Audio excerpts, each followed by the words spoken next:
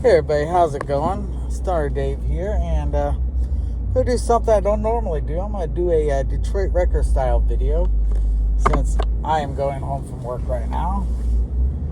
But I don't have a video for Detroit Wrecker per se. It's more for Nihilist, what's his face. So I was looking through the comments, and Nihilist is trying to say, "Oh, I spoon fed you this, I spoon fed you that. Gave you examples, blah, blah, blah, blah, blah, blah, blah." But he's not really looking at it, and I'm getting the impression, because of the way he's saying that he's spoon-feeding me things, that he's actually being spoon-fed this information from other people. So, what we're talking about is the way that the guitar strings are tuned to each other, right? The interval between the strings. Now, the interval is, of course, the distance between the one string to the other string. He is really caught up with the B to E string, and he's very obsessed with saying that the distance from E to B is a fifth. Well, yeah, the interval between E to B is a fifth, but of course the interval from B to E is a fourth. And that's really what we're looking at, is the distance not on the E scale, the E major scale, the E minor scale, or any E scale per se. What we're looking at is the interval from the B string to the E string. Or if you want, the E string to the B string. Now, if we're looking at an E scale, we would say that B is the fifth of E. But if we're looking at a B scale, we would say that E is the fourth of B. And we're looking at the distance between these strings, because the idea that he's trying to say is that the guitar is tuned to fifths, that you use the circle of fifths to determine, and it is the circle of fourths. Now, a lot of people, they hear the circle of fifths, circle of fourths, and they think, oh my God, they're two totally separate things. But they're really not. They're the same thing, just in opposite direction. So when you look at like the E scale and you say that E is the fifth of B, that's because you're going up the scale, starting at E, the root, and moving up, counting how far along the scale is each one. And when you're looking at a chord like the E chord, and you say the B there is the fifth of the chord, yeah, there's nothing wrong with saying that. And in this instance, the pitch doesn't really matter. But when we're talking about the tuning of the strings, it does matter. And you can look at the staff and where the scale falls on there, and look at the different notes and say that, well, there is a B above E that is a fifth. There's a B below E that is a fourth. And the interval between these two notes does depend on where they are within the scale. For example, you could have the low E to the high E is 2-octave interval. So even though on the scale they're both the first of the scale, they're not the same pitch. They're an octave apart, 2 octaves apart. That means that there's another E between them. And when we look at the B string going to the high E string, that is a fourth, not a fifth. There is a huge difference in that matter, because if you look at the E string on the 7th fret of the E string, there is a B, and that B is a fifth away from the high E. So yeah, if you want to say B is the fifth of E, that's not a problem. But if you say that the B string is tuned a fifth from E, well, that's wrong. They're a fourth. And you can look at them on the staff and see that interval plain as day. In fact, when I get home, I'll go ahead and draw up a staff if I can't find one already drawn, and show you where you find those notes on the scale, so that you can see, hey, these are a fourth apart. Dave's not making shit up. Dave never claimed to know music theory. Dave has stated many times that Dave is not a musician. Dave is not a guitarist. Dave does not know music theory at all. But Dave does understand how to count and understands what intervals are. Now, he keeps talking about B being a fifth of E. And you look at the scale and you say, oh, the E scale, the fifth is B. But when you're talking about the tuning of the strings, you say, oh, well, we're going to only stick with the key of E. Well, you're going to run into a problem going by that because some of these notes don't fit within the E scale. I don't know the E scale by heart, but I know that G is not going to be a fifth of E, right? A isn't a fifth of E, right? You could say the scale of E, A is a fourth. Oh, wait, the A is the next string after the E. Oh, does that mean that sometimes it's tuned to fourths and sometimes it's tuned fifths? No. The interval between the strings is always a fourth on a guitar. If you can't understand that, that's not a failure of mine. That's a failure of yours. You're not getting the idea of what an interval is, obviously. Now, if you want to start talking music theory and say, oh, well, it's going with the key of E, if the B is a fifth, but going from the key of B, E is a fourth. And we're looking at the B string going to the E string. And you notice that when you're doing your B is the fifth of E, you start at E and go up to B, right? B is lower pitched than the high E string. So saying that it's a fifth because you want it to be the circle of fifths, that doesn't quite work, right? Because it's lower in pitch. You're going down, not up. And yeah, you can have a fourth below just as much as you can have a fifth above. So if you wanna go semantics, we can go semantics, but the interval is a fourth. That's all there is to it. It's not any complicated than that. You want to talk about Jimi Hendrix using the circle of fifths to write Hey Joe, you know, that doesn't have anything to do with the tuning of the string and the interval between strings. Not a goddamn thing. Now, if you want to say, oh, it's the circle of fifths, well, I looked it up, you know, and it looks like Hey Joe is in the key of E. And if we start with E and we use those chords that you mentioned, it's the circle of fourths, not the circle of fifths. You start at the highest, go into, hey, the root is E. You go up from E to fourth, where do you get an A? You go from A to fourth, where do you get D? And you even said it's E, A, D, G, B or whatever. No, it was E, A, D, G, C, right? E, A, D, G, C. Yeah, that's what it is. And that's the circle of fourths. Now, you want to try to say, oh, it's in the key of E, but we're going to put E at the end. Well, that's not how you do something when it's root. You always start with the root. You start at the root. And if you're doing the circle of fifths starting at E, well, E, F, G, A, B. B's not even in the list. So it couldn't possibly be the circle of fifths. It's the circle of fourths for Hey Joe. And again, you're just showing your ignorance here. But of course, I'm putting two and two together here, right? You're being spoon-fed this stuff that you're saying to me, and I can tell because of the language that you use, right? You're chatting with your buddy Will, and Will's telling you to say this, that, and the other thing because, well, it supports what he's trying to say, right?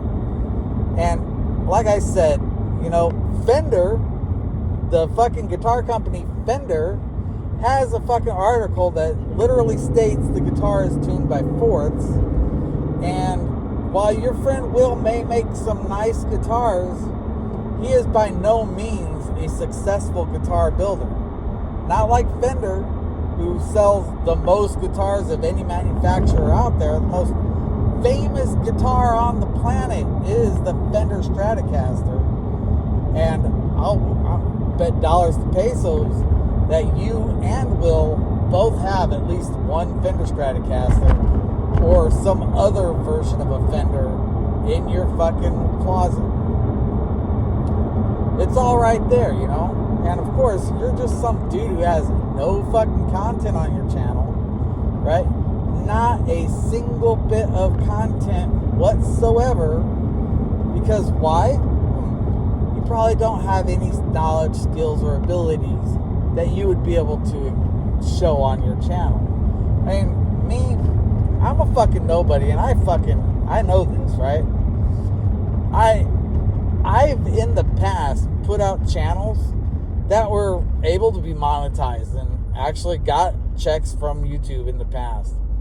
Not on purpose. I think I got like a 45-cent check one time from them because I'd monetized an account. No big deal, right? It was before the whole DursX thing happened. And of course, during the DursX thing, DursX managed to get my channels closed down pretty easily by making copyright claims. And of course, you know, it's all in the past. Nobody gives a shit, right? But still, it shows that I was able to put together some level of knowledge, skill, and ability that got people to actually watch and pay attention, you know?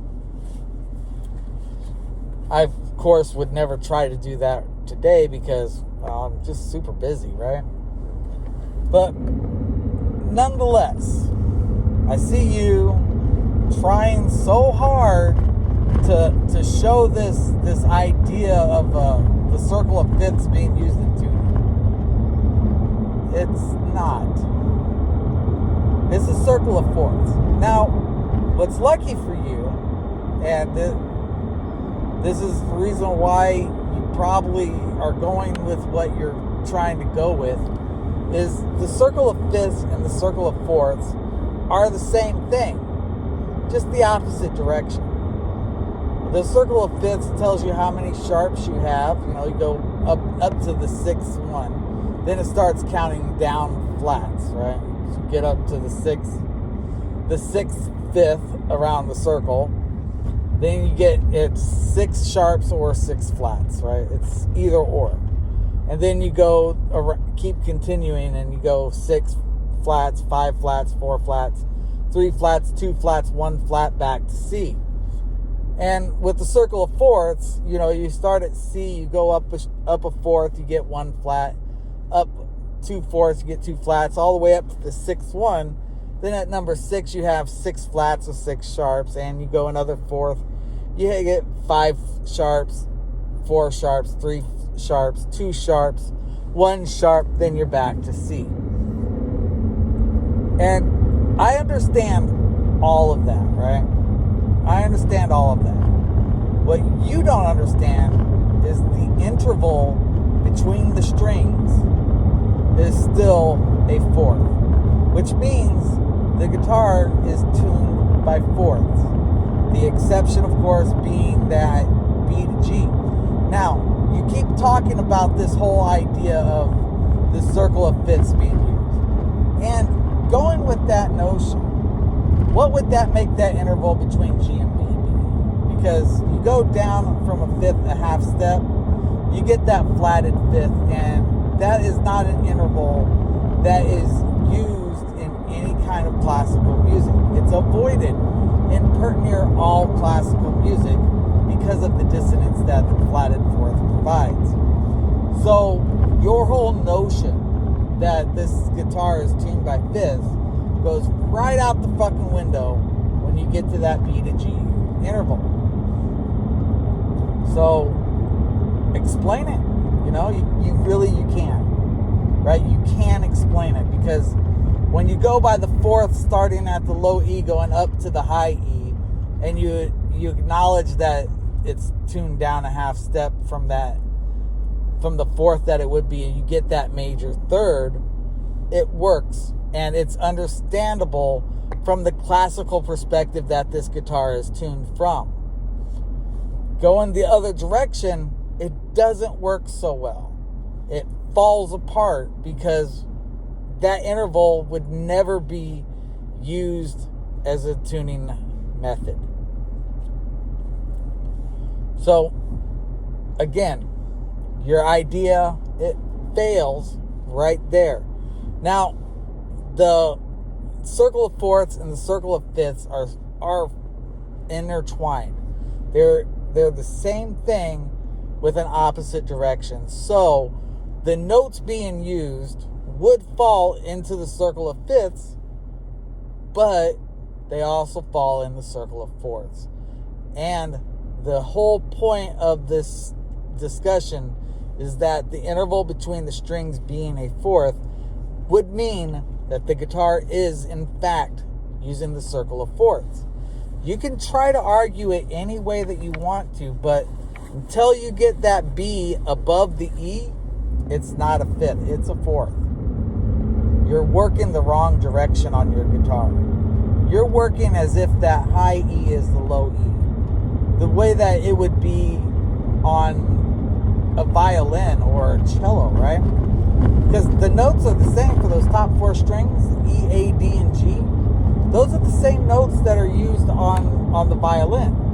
But on the violin, the G is the low note and the E is the high note, making it the circle of fifths. But when you turn it around and you have the E being the low string and the G being the high string, that is the circle of fourths, not the circle of fifths. Learn your directions. They do matter. And I don't care if you want to say, oh, I called the high E my third string. Doesn't matter what you call it. Doesn't matter. The interval is still a fourth, meaning that you're using a circle of fourths. It's a fourth, not a fifth. It'll never be a fifth because E below A is a fourth. A above E is a fourth. D above A is a fourth. G above D is a fourth. You're trying to do it backwards. You're trying to say that the B is above E and it's below. Sorry to tell you this, but if you were doing the scale, you'd start at B going to E, not going from E to B. I mean, unless you play your scales backwards for some reason. But there will never be a case when you're playing a B scale that E will be the fifth. E is the fourth to B. Sorry, it's just the way it works.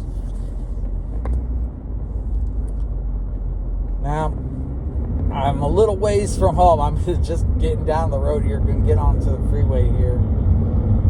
But I've explained this to you several times and in several ways. We do not take the circle of fifths and say, well, it doesn't matter which way you go on a circle, it's still the circle of fifths. Because it does matter. It really does. Because, well, like I said, when I get home, I'll make out a staff and put the notes of the strings of the guitar, and you can see the intervals between each string. And that'll tell you right there, hey, look at this interval, it's a fourth. The interval's a fourth.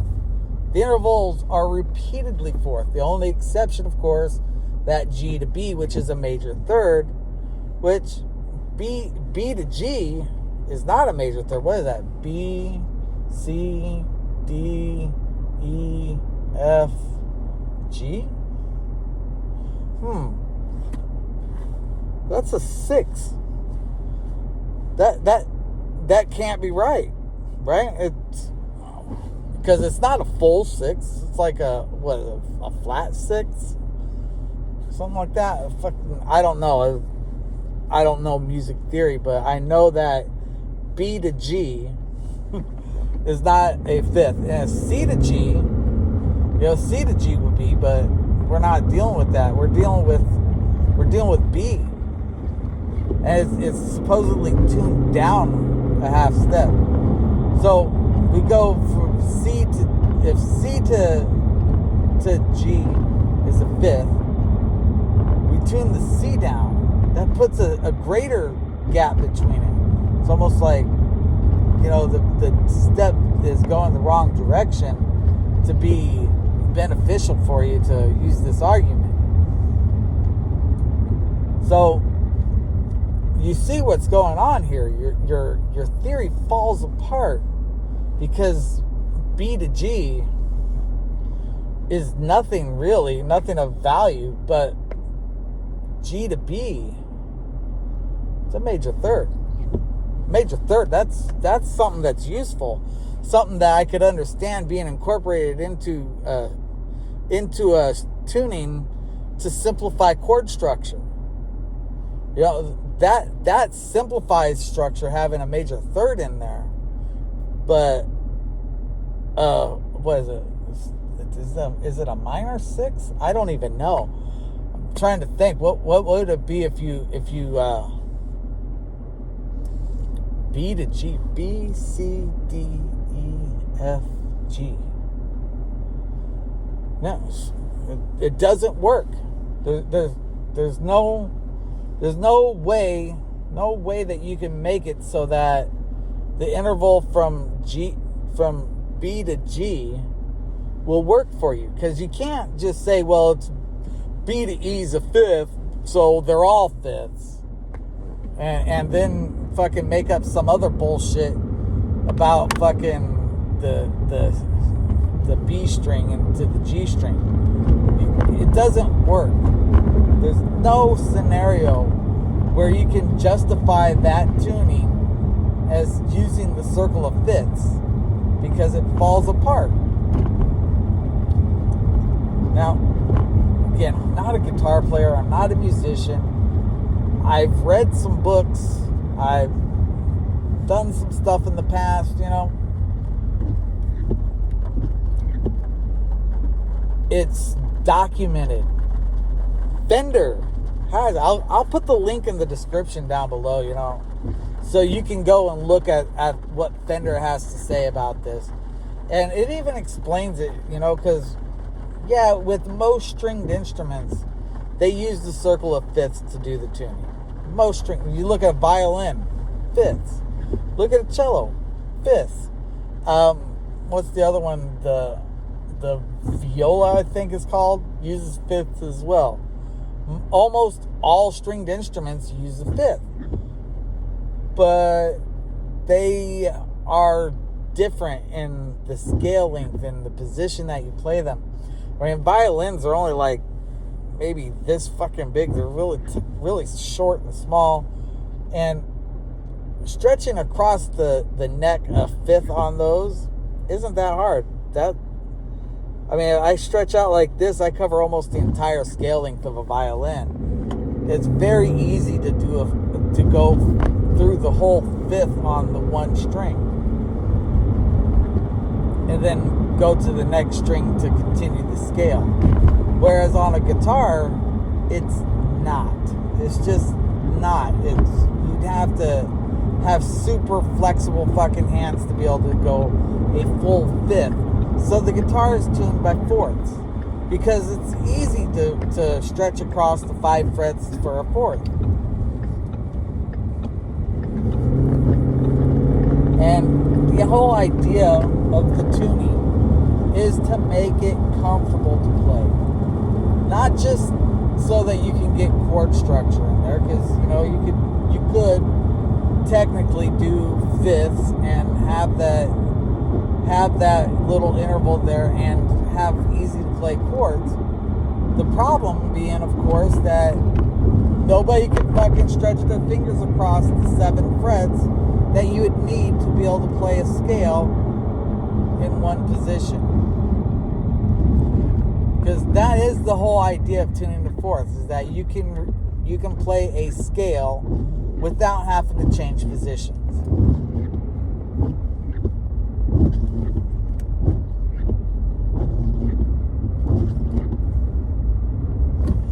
Now, you can argue this all day. You'll be wrong but you can argue it if you want. Now, you'd made a mention that B would never be a fourth to E. And that's true, right? B is never a fourth in the E scale because it goes E, F, G, A, B, blah, blah, blah. And there's sharps and flats or whatever in there. Doesn't really matter because it goes E, F, G, A, B, right? But when you're going from B to E, you don't go E, F, G, A, B. You go B, C, D, E, and it is the fourth, not the fifth. Likewise, when you go from E to B, you go E, F, G, A, B.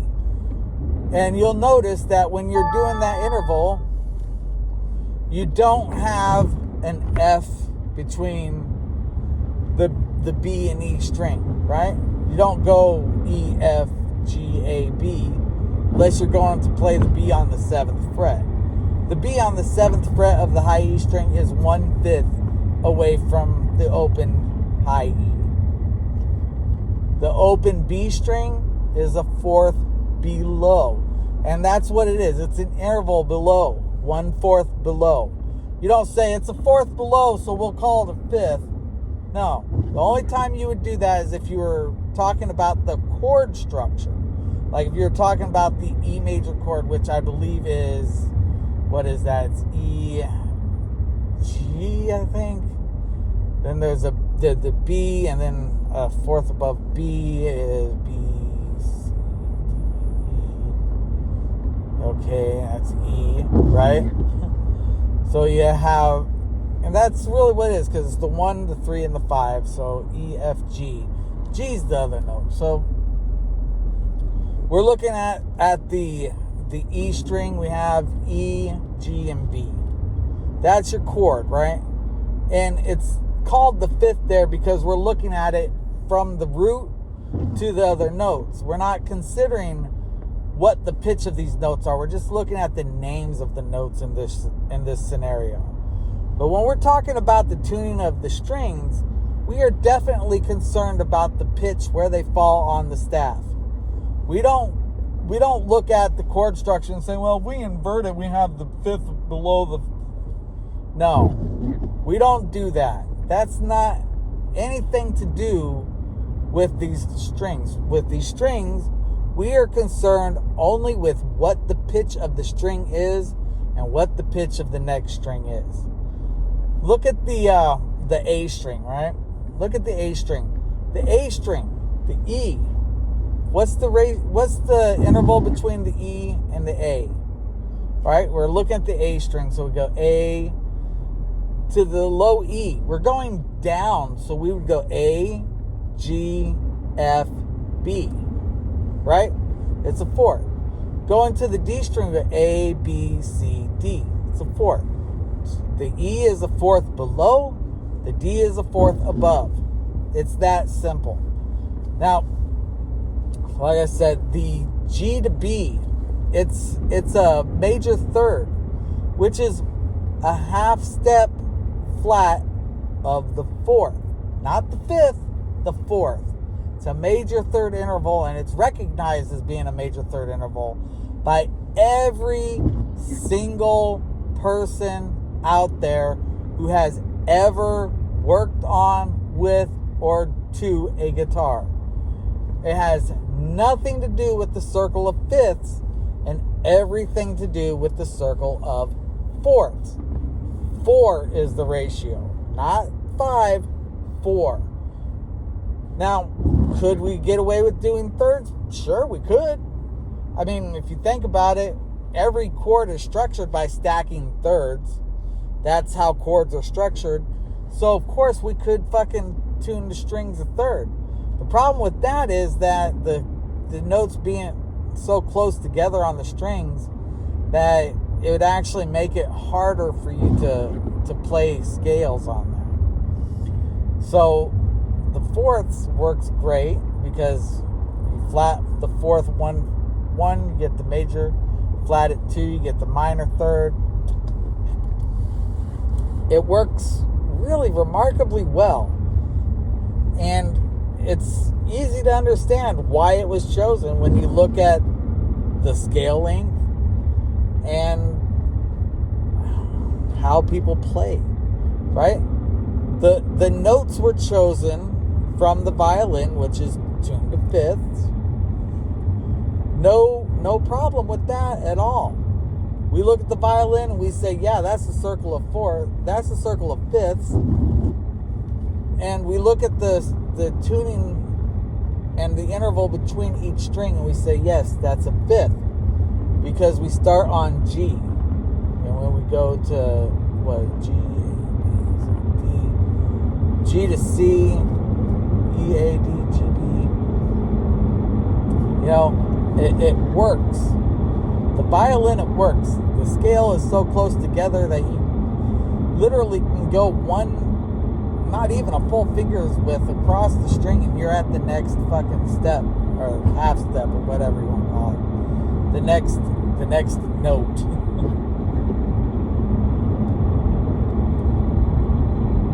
So, call it what you will. The circle of fourths and the circle of fifths are not so different. They're just opposite in direction, and that's what you're not understanding. This guitar is tuned E, A, D, G. Then we have the B and E there, which it's easy to see why they chose those notes, even though it doesn't fall into the pattern of the circle of fourths or the circle of fifths, right? Your boy Will, he tried to explain it. I mean, he was wrong, but he tried to explain it, but it doesn't really seem to know how they mesh music together, right? Because the violin, when they add another string on there, they don't add the B, right? You'd say, well, why don't they have a B on the violin? Because it's too high pitched, and because they fucking want to keep the fucking circle going the right direction. And that's it. That's the whole fucking enchilada.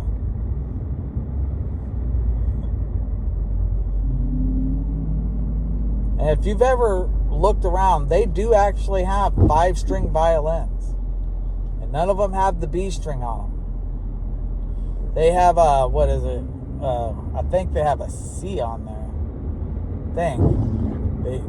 They go down rather than up, right? If they went up, the next fifth would be a B, right? But they go down from G. They go down a fifth to the C. And it's understandable, you know, the confusion that Will would have, because, you know, he thinks, oh, they tuned it down a half step. So, no, they actually didn't tune it down a half step. They went the other direction, right? They went from G, right? They went from E down to fourth, or what would be considered the fifth in the circle of fifths, and B would come before E. That's all they did. They just went the other direction. Because on the guitar, or the violin, the E is the highest pitch, right? To go up another string higher would be a B, right? A fifth above B, E is a B. But the guitar is going down rather than up, and a fourth below E is B. That's how that B got there. It all works itself out if you understand your chord structures like you claim to know, right?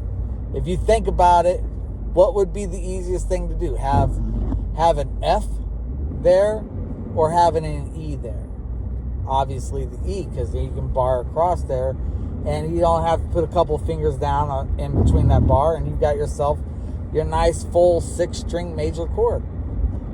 Lift up your middle finger, you got the minor chord. It makes the chords real easy to play.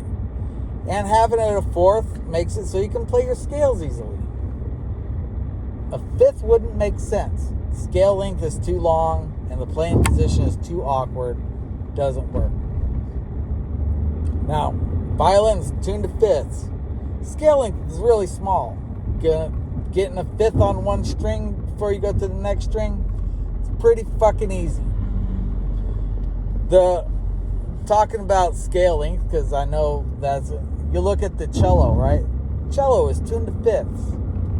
And you look at that and you say, well, we got a bigger scale length than the guitar on there, and we tune to fifths. Why don't tune fifths? Well, it's because of the position that you play the cello in is upright, and your fingers can spread out easier this direction than they can this direction. You're playing at your hand at this angle, you can't stretch out that far comfortably. And that's it.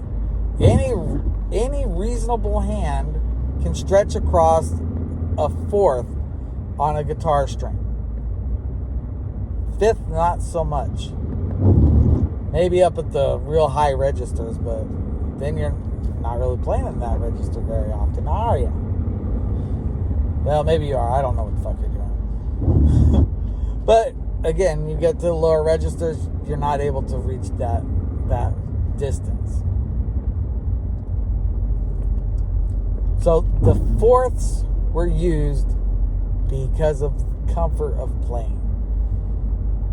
The minor third there between the B and G is there for chord structure. It's a minor third, not a sixth.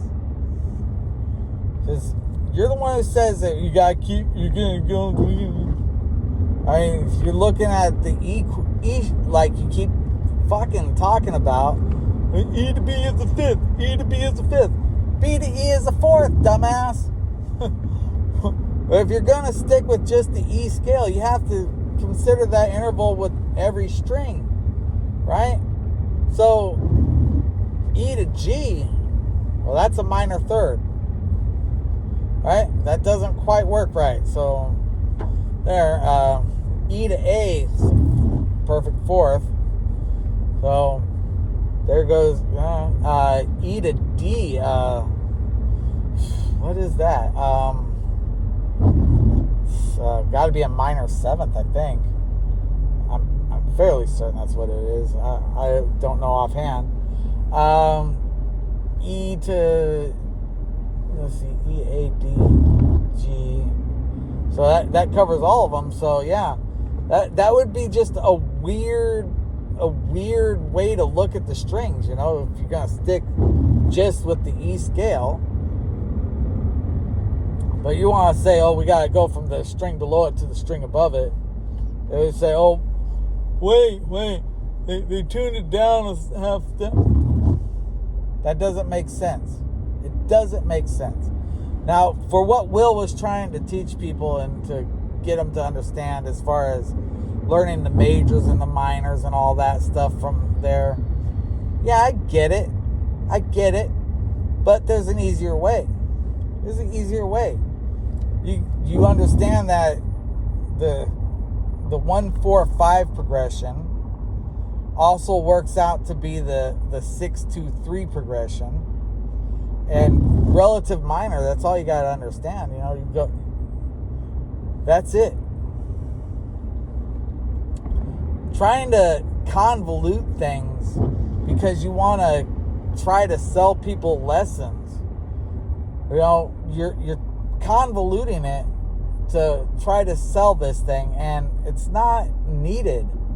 I mean, there's a whole plethora of books out there that are available for these people to read. If you want to be a guitar teacher, be a guitar teacher. If you want to build guitars, build guitars. But don't fucking try to jump around and fucking say, I'm going to try to do whatever I can to make money without having to do actual work, because I'm too fucking lazy to do work, and I'm going to just make shit up because it works. I mean, because really it's just stupid, right? It's all it is. It's just fucking stupid.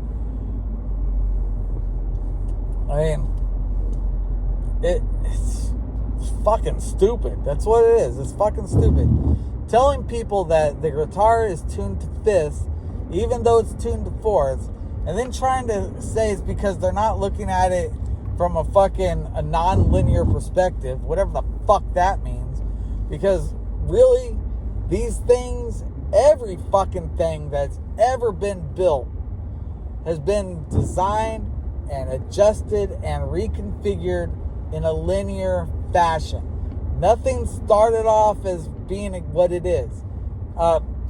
Fucking look at your fucking music scale the way it is today, right? You always hear people talk about how it's imperfect. The guitar is an imperfect instrument. The tuning's not perfect. Why isn't it perfect? And everybody will say all these different things about why it's not perfect. But the reality is that the imperfection in the tuning is a necessity to be able to transcribe music to different keys. It's something that was discovered by a mathematician of all things, because music is math. It was the fucking triangle guy, Pythagoras. You know, the Pythagorean theorem. He's the guy that fucking made music the way it is today. Because if you look at the way that the intervals work, where your harmonics are and all that fun shit, you'll find that the scale kind of breaks, right? Because if you go from one key perfectly, you know, you'll find that to transpose, you can't do it if you're tuned perfectly to a key. And the reason why you can't do it is because in order to change from one key to the next, you have to be able to make 1 equal to 2. And you can't do it. It just doesn't work mathematically. So what he did was he made it so that there was an even distance between each note, an even ratio, if you will. What is it? It's the 12th root of the number 2. Why the 12th root?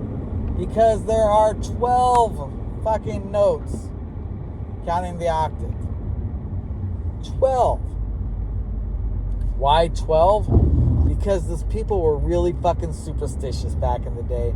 The number 12 and 7 has a lot of fucking meaning to religious people and, well, the whole base 12 system of counting, which is really fucking weird.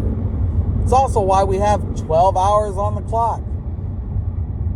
Right? 12 hours in the morning, 12 hours in the afternoon, 24 hours in a day. It's not a coincidence. It's because of that root fucking 12. It's the same reason why there's 12 notes in the octave, including the octave. People are very fucking superstitious. The 8 notes in the octave is because there's 7 distinct notes in the octave. Why 7? Because it's a holy fucking number. That's all. Same reason why there's 7 days in the week. The fucking church has to do with every fucking thing. Everything? Every fucking thing. It has absolutely nothing to do with ratios and intervals. It's all to do with fucking making music so it could work. Because you'd learn a song in one key and you want to play it in another key, you want it to be able to be played in that key, you have to use this fucking ratio that the guy fucking discovered. Is it perfect? No, not at all. Because some notes that would be good are a little bit sharp. Some that would be good are a little bit flat. But the reality is that these fucking ratio makes it so that that little bit isn't noticeable. It's close enough that you don't fucking hate it. Now, I've seen guys on YouTube that discuss this same idea about the fucking ratio of the music and how Pythagoras ruined it or perfected it, depending on how you want to look at it. But at the end of the day, it's what works and it's what we used. There's a lot of people think that it was the Beethoven or Bach. A lot of people think it was him because he did his his well-tempered clavicle. Clavicle?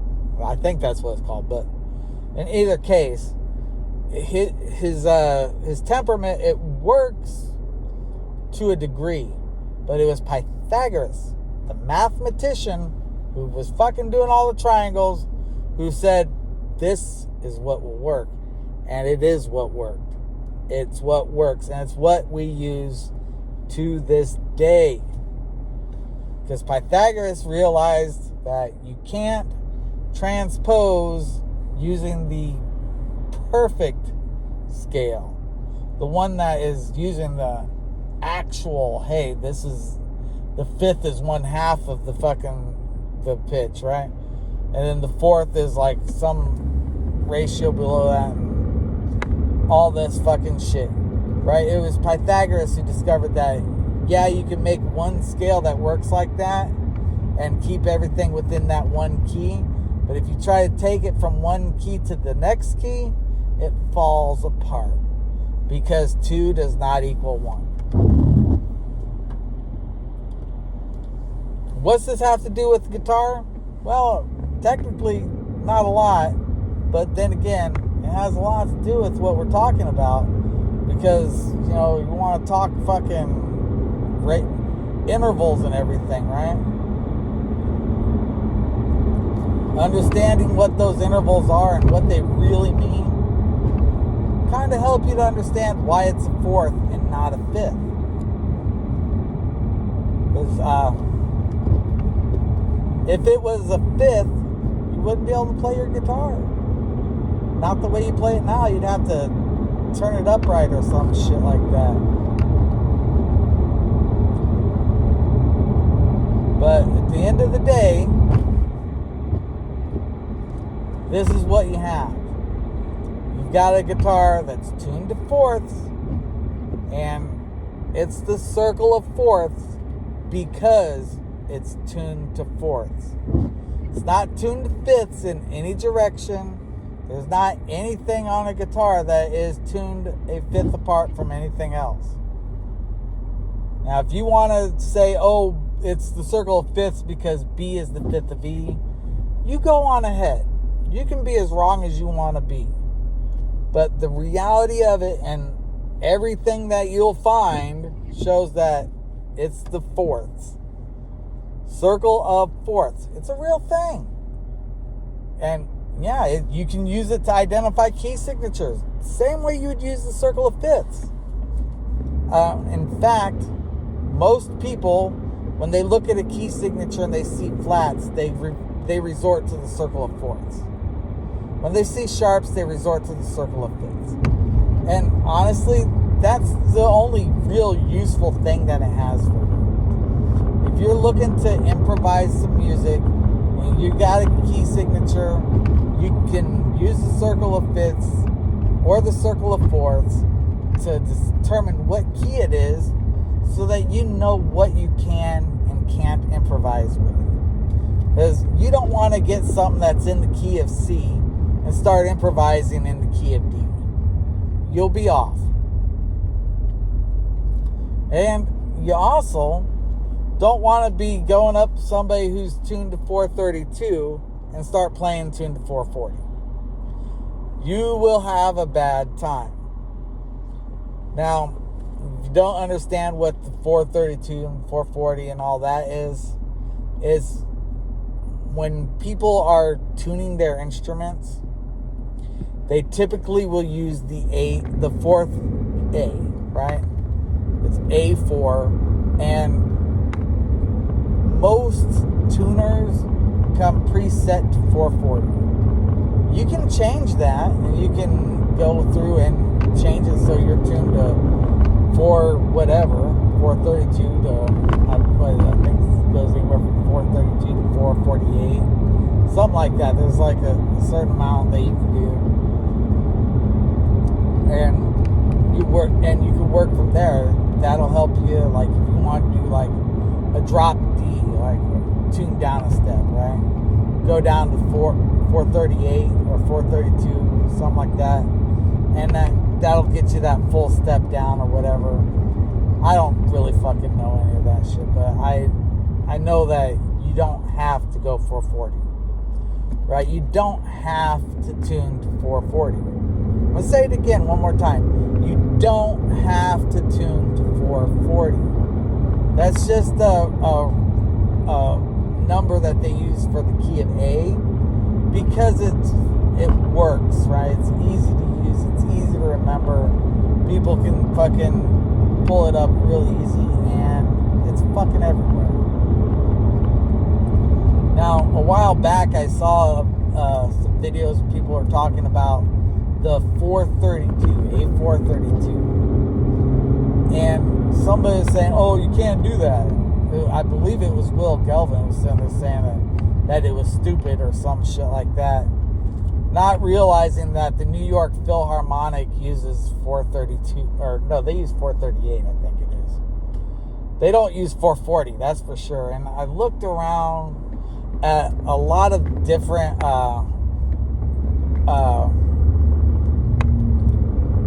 orchestras, right?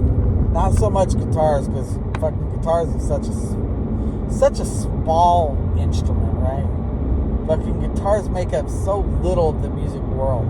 I mean, even bands that have guitars as their main instrument fucking pull in strings and pianos and fucking harpsichords and fucking all these fucking orchestras rather than fucking just keeping the guitar, because the guitar is such a small, limited, fucking narrow, fucking closed mindset fucking instrument.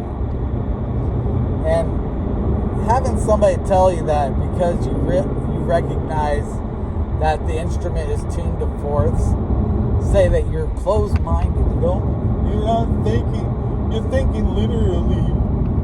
Yeah, I think linearly because I'm a fucking problem solver. You don't fucking think circular to fucking solve a problem. You fucking think linearly. You start at point A, you work your way to point Z and beyond until you fucking solve the problem. Now, there's no problem with the guitar. There really isn't. But if I'm trying to determine what is going on with its tuning and how it's tuned, intervals between strings, I'm not going to go fucking going all over fucking creation trying to figure out this interval when I can just count the fucking notes between one string to the next. Because that's really all you have to do. Start at the low E string, count the number of notes till you get to the A string. You'll find that you go E, F, G, A. Hey, look, that's 4. It's a 4th.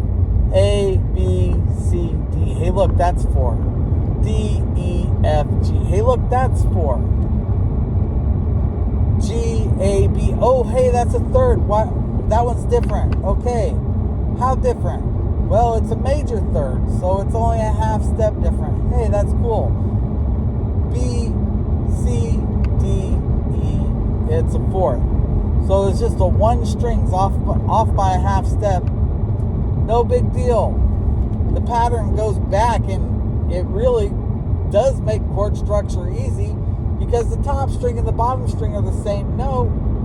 Hey, that means I can do a bar going across those, and I just have to, oh, hey, look, it's a 4th, which, hey, if you think about it, a 4th is the same as a 5th when you're talking about a certain key, right? Like if you're looking at E, the 4th of E is the same as the 5th of E. It's got the same name, B. 4ths and 5ths, depending on the direction that you're going, have the same key. It's kind of a good coincidence, right? It works. So, yeah, tuning the 4ths works really well, and it makes it easy for chord structures to have that major 3rd in there. So, what's the issue, right? That's the question. What is the issue? Because if we think about it, that major 3rd there, we flat that, we get a minor 3rd, so we can do minor chords just by lifting up one finger. And it just happens to be that when you do a bar chord, you put the 2 fingers there, and you put the 1 finger down on the B string? Wonder why it's on the B string. Oh yeah, because that's that major third. Or no, it's third by fourths, and you have that one finger that goes down, so that's a minor third, or a major third, I should say. Oh, hey, that works, right? A fourth minus 1 fret, it's a major third. Oh, we're going to use that in chord structure. Hey, look at that. Failure to think will make you make mistakes. You know, you have to think a little bit more than just what you're told by somebody who's trying to sell you a fucking lesson that they haven't even fully immersed themselves in, right? Somebody sitting there putting a video up on YouTube, sitting there saying, hey, if you like this video, come over to my site. I have a bunch of other ones to sell you. And if you don't know any better, you'll fucking go over there and start buying shit that's going to teach you literally nothing. Nothing of value anyway. Save your money. Buy a book. If you don't know it, buy a book. That's all I can say, right? So many people, you're so quick to watch a video and so slow to read a book. Now, I watch videos, but I don't watch them because I'm trying to learn something. I watch them because I'm trying to be entertained. Now, if I'm trying to learn something, I'll read a book. And if I read a book, I will learn a lot more than if I watch a video. Even the most educational video, right? I grew up watching The Cosmos with Carl Sagan. And yeah, I learned a lot from that. Not nearly as much as I learned from my astrology books.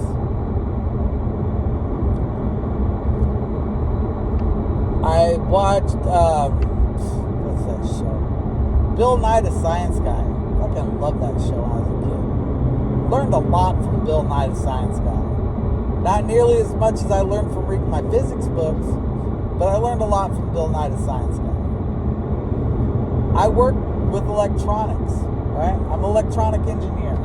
I make fucking cool shit for cool people, and what I do, I would never have been able to learn from videos. There's a lot of videos on the topics, lots and lots of videos on it. And if you go out and look at them, you can learn a lot, but not nearly as much as you would learn from reading the actual books. Like how current has to do with the speed of the energy transfer, right?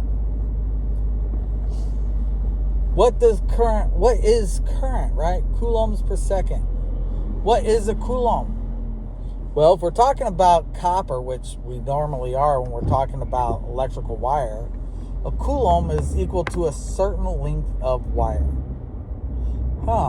What is length per unit of time? Oh, that's speed. Oh, yeah. See how that works? A lot of people don't understand that. They get all caught up into the idea that current isn't necessarily speed. But it is. Because if you look at what you're dealing with, I'll put it another way. You take a piece of wire in a circuit, right? Any piece of wire. You put power through it. Turn power off. The number of electrons in that piece of wire when the power is turned on is exactly the same as the number of electrons in that piece of wire when the energy is turned on. Off or on, there's the same number of electrons in there. Therefore, there's the same number of coulombs per each section of wire. Coulombs equals a certain distance of wire. And because it's a distance of wire, that's right, your current is telling you a speed. It's not necessarily the speed of the electrons, but it is the speed at which the power is being transferred along that line.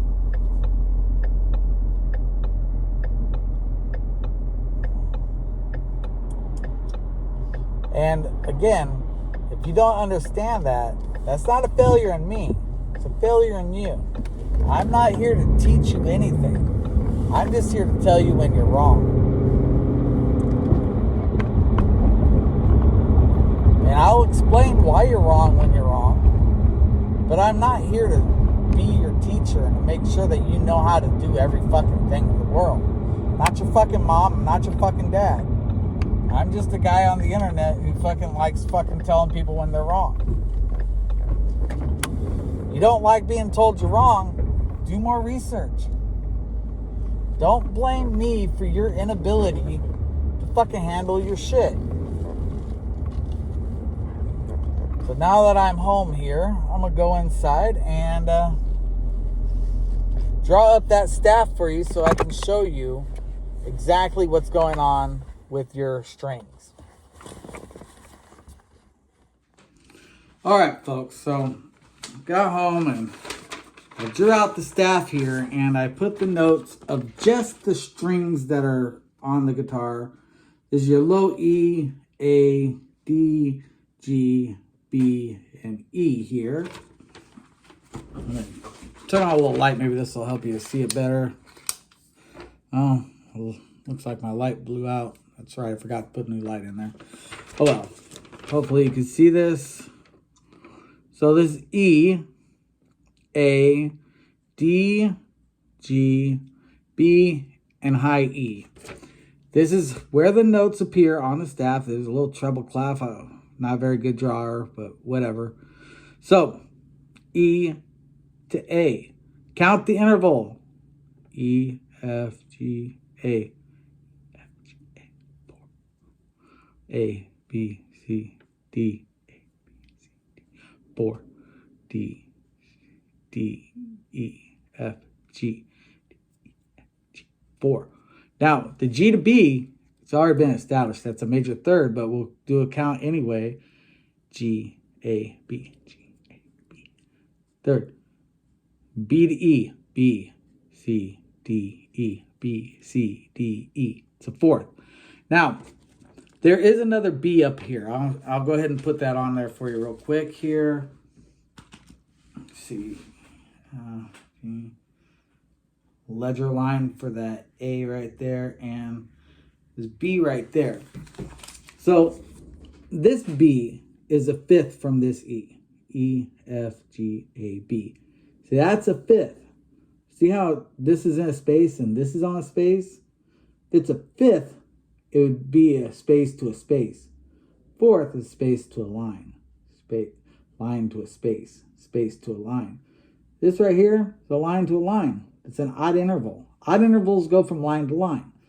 So, see that? Line, space, line.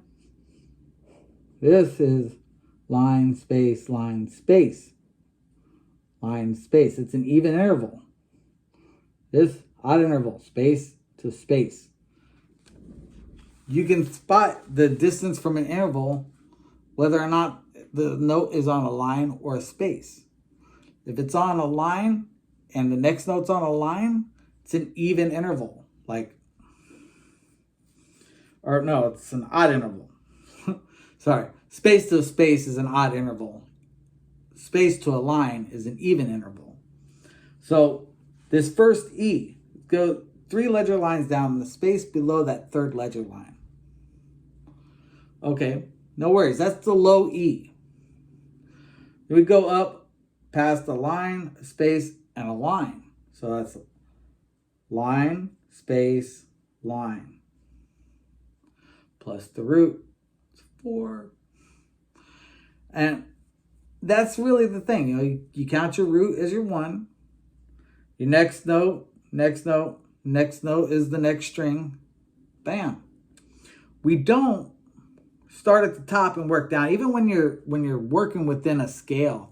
Like say this was the C major scale, right? We're looking at the C major scale, so E, F, G, A, B, C. So this would be a root right here. And I believe this would be a root right here. Put a dark circle for those C major root notes right there, right? So there's two C notes right there. Now, those are an octave apart. Now, we go from this, what are the thirds and fourths and fifths of C? Oh, it's C, D, E. E would be a third. So we go from here down to this E, right? So C, 2, 3, doesn't work. We go up, it works. C, D, E. There's an E right there. And that would work for our third right there. But this one right here doesn't.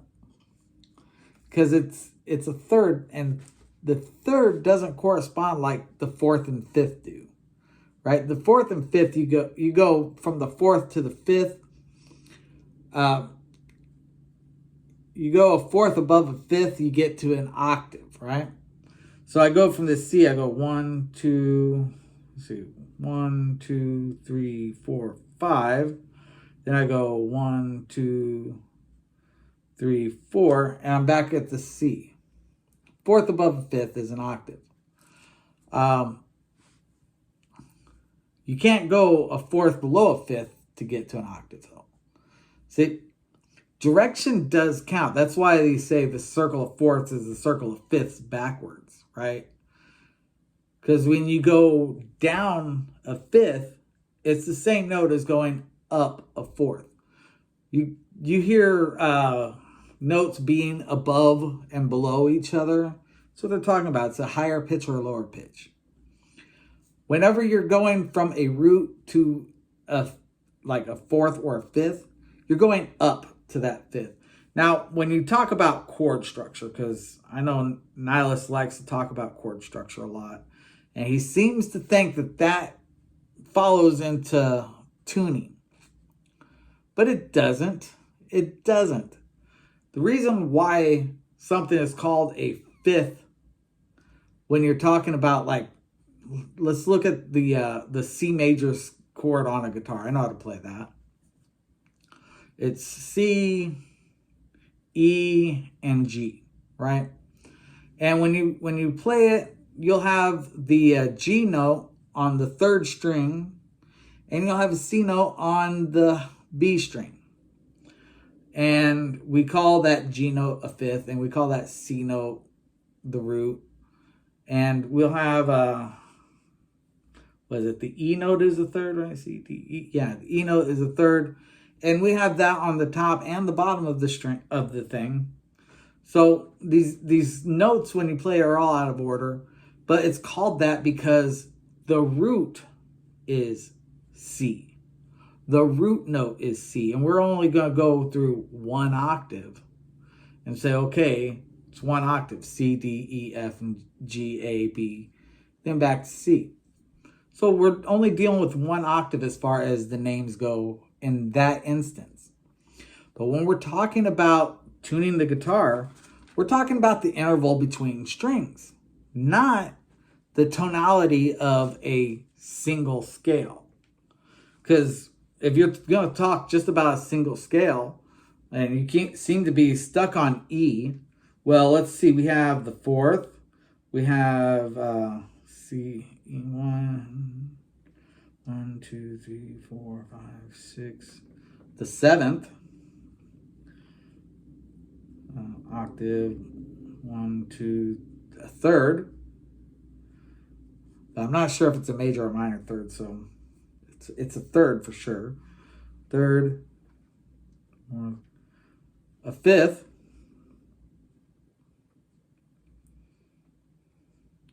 and another octave.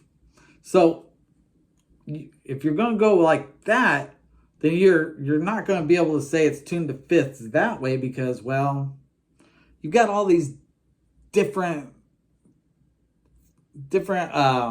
steps of the E scale. We can't do that, and we can't say it's all based on B either. We can only look at the interval between strings. That tells you what it's tuned to. They're primarily tuned to fourths. There's only one instance where it's not, and that's from the G to B, which is a major third. Doesn't matter how you slice it, that's what it is. You don't have to like it, but that's what it is.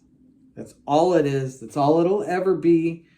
There's never going to be a guitar that's tuned using the circle of fifths. They're tuned by fourths, with the exception, of course, with the G to B. Now, I've already explained this once, but if you want to use a circle of anything to do your tuning, you want to use the circle of fourths. And like Will suggested, you'd want to start with the B string. Now, this B is not tuned down a half step. It's B. It's a B string. B, B, B, B, B. Now, the string below it, the high E, is tuned a fourth above B. You can look here and you can see that this is the B string. And we go up a fourth. We go 1, 2, 3, 4. We land on E. Now, the top string and the bottom string are the same note, just 2 octaves apart. So we go down 2 octaves and we're on E right here. Tune that, get that tuned. Then we tune the next one 1/4 above E. What is it? Well, E, F, G, A. A fourth above E. What's the next string? Well, we're going to continue this circle of fourths. We're going to go A, B, C, D. D. D is our next string. And we're going to continue the circle of fourths. We're going to go D, E, F, G.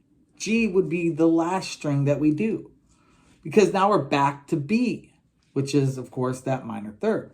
Now, there are the 7-string guitars. And the 7-string guitars have a B below it. They have B below E. Now, if you want to talk about the circle of fifths, right? And you're more than welcome to look at it that way, because the circle of fourths is the circle of fifths in reverse.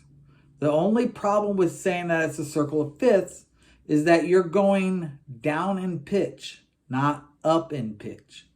And these strings are relative to each other by an interval. You tell people that they're using fifths, they're going to use the interval of a fifth for their tuning, and they're going to try to go EB rather than EA.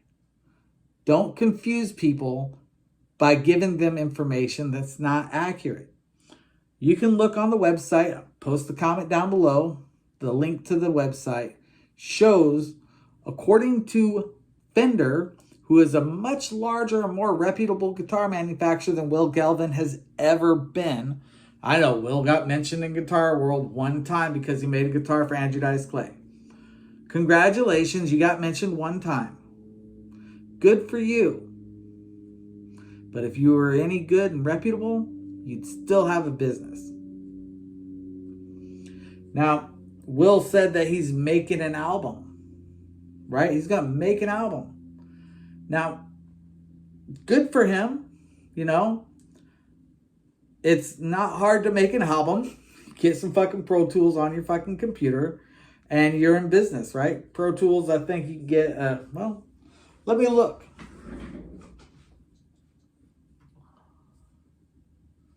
Let me see. I'm just going to do a little Google search for Pro Tools.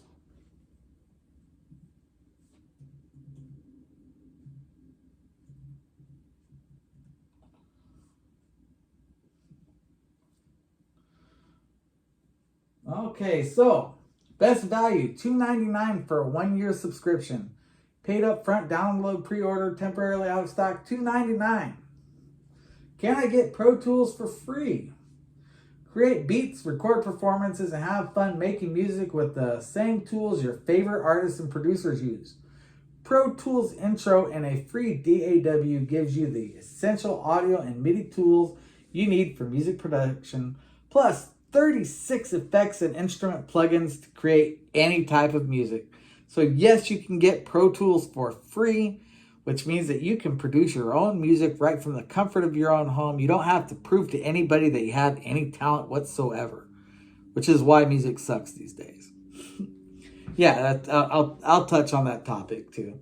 You know, I've seen a lot of people making videos about why music sucks these days, and they'll say everything from there's nobody doing live music, which there's live music everywhere, to people aren't practicing enough, which fucking people who are doing music are practicing all the fucking time. But the real reason music sucks is because shit like this. You can, from the comfort of your own home, produce whatever shitty music you want, put it out there, and get it out to the world. And if somebody likes it, they'll tell other people about it, and they'll pass it along to their friends and tell their friends, and so on and so forth. And eventually it'll get played on some shitty radio station. Now, I stream my music because, well, I'm in the modern world. But I understand, you know, there's also music played on the radio, right? And there are rock stations out there that play all kinds of classics and good music from the day and all that fun shit. But I will bet dollars to pesos, Will Gelvin never gets played on the radio. Why? Because people who produce shitty music don't get played on the radio, right? I've heard Will play guitar, you know, not a lot, but I've heard him play a little. Very heavily influenced by Eddie Van Halen. That was great in the 80s, early 90s, but today, playing like Eddie Van Halen gets you literally nothing. What?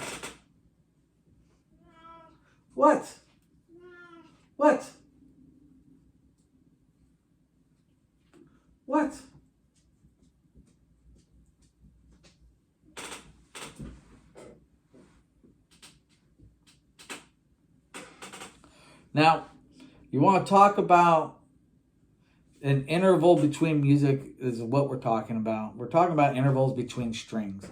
Not talking about intervals within a scale, right? Because you talk about B being the fifth of E, right? You say, well, E to B is the fifth. Even if the interval between the strings is a fourth, E to B is a fifth. And I'm not going to argue that with you. But what I will argue is that the interval from B to E is a fourth. The interval from G to B is a major third. The interval from E to A is a fourth. Interval from A to D is a fourth. Interval from D to G is a fourth. All the strings have an interval of a fourth between them. And that is going from low to high. Going from high to low, you're just going down a fourth each time. Except again from the B to G, you're going down a third. See, doesn't matter which way you look at this scale. The interval between these notes is a fourth. With the exception, of course, being that G to B. That G to B is a third, and either direction you go, you're either going up or down a third. You're going up or down a fourth between each string, depending on which direction you're going. It's a fourth, not a fifth. None of them have a fifth. None of them. Again, I'll post the link to the article by Fender, which explains this far better than I can. A lot more knowledgeable and a lot better educated on music. Fender, of course, being a guitar manufacturer who is successful for many years, many years, while Will Gelvin, he was mentioned in Guitar World. I'll give him that. But if you look at what the article was about, is a lot less about him and a lot more about Andrew Dice Clay. Will being there is kind of like a side note. Anybody could have made that guitar for Andrew Dice Clay and gotten mentioned there. Happened to be Will, but it could have been anybody. And I seen the picture of Andrew Dice Clay with Will Gelvin, and I gotta say, Dice Man didn't look too thrilled to be there. He's just kind of standing there, not even smiling. You know, I've had my picture taken with a few famous people over the years, right? And the one thing I noticed about all of them in the pictures that I've taken, they're smiling. They might not have wanted to be there, but they were at least smiling, you know, at least a fake smile. But Will's picture with the Dice Man, Dice isn't even smirking, you know. He's just kind of like, I had to get out of bed for this, you know. So it tells you the whole ordeal about that guitar, right? Because it's the only guitar that Will's had mentioned in Guitar World. The only guitar out of his entire history of building guitars. And he's got a history. He's got several models that he's got out there. He's got his own custom pickup, which isn't that big of a deal. He just took the idea of center tapping and put it into a pickup. I mean, that's not that big of a deal, right? If I was interested in building pickups, I could have thought of that. In fact, I could do it myself, you know. It's not that hard. I'd just call it something else. Rather than a variable inductance pickup, I might call it a variable resistance pickup. VRP. Ooh, look at that. It's the same concept, just a different name for it, and I'd be able to get the patent for that too. Go figure. You know, because that's all it is. He's just changing the number of lines that are being used with each little pick.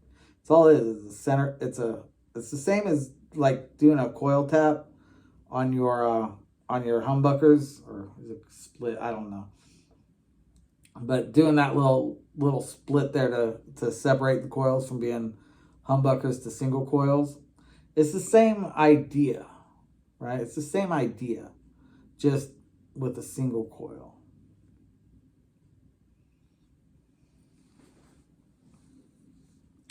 So, you know, it's nice that he's got the patent, which I don't know if it's still active or not. It's probably expired by now, but it's nice that he's got the patent. And it's kind of sad that nobody's offered to buy the patent from him, because you'd think a good patent, somebody like Gibson or Fender would say, hey, let me buy that patent from you. I'll give you thousands of dollars, hundreds of thousands of dollars, maybe even millions of dollars to buy the patent. Because that's where the money is, right? If you got a good patent, people buying your patent, that's fucking saying that you've got something. Saying that you made something and patented it, that doesn't really mean anything, right? Let me think of something here. The Pet Rock. You remember Pet Rocks back in the 70s? Yeah, probably not. But the guy who invented that put a patent on it. There's a patent on the Pet Rock. How many Pet Rocks do you see around in the world today? Go look around, you see a fucking Pet Rock anywhere? No. So the guy having the patent on the Pet Rock means dick, right? It doesn't mean shit. He has a patent. He had an idea. He marketed it and he sold it for as much as he could, right? But then the idea got old and people said, I don't fucking want a Pet Rock. Nothing wrong with that. The guy made millions. Has Will made millions? Does Will have millions of dollars? He sells his guitars, or he used to sell his guitars, for a few thousand each, right? I think I seen one that was like 16 something like that, 1600 and some change. If you're able to sell one guitar for $1,600 and you went through the expense and trouble to get a patent on pickups, well, you think about it, he should be able to sell, Well, you should be able to sell at least 100 guitars a year. And once you've recouped the money from your build, then you should $1,600 a guitar. You should be able to recoup your money from the build with the first sell of the guitar, right? Your first guitar should cover the cost to build at least 10 guitars. So then you should be able to make good 100,000 off of that after that, right? 100,000, and you're talking only selling 10 guitars. Well, 11 if you can. So 100,000 off of 11 guitars, and the guy's been doing it for a good 20 years, so he should have close to $2 million if he was being successful. But he's not, right? Instead, his business went under. He resorted to selling videos to teach people how to build guitars. And judging by how his YouTube channel had zero activity, and he's gone to try to make money doing videos on, the Rumble.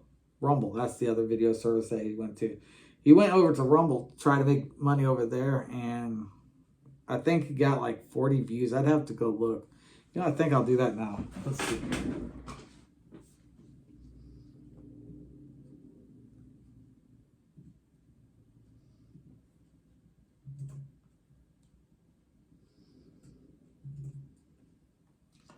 Bear with me here for a moment. I'm just going to get over to the site.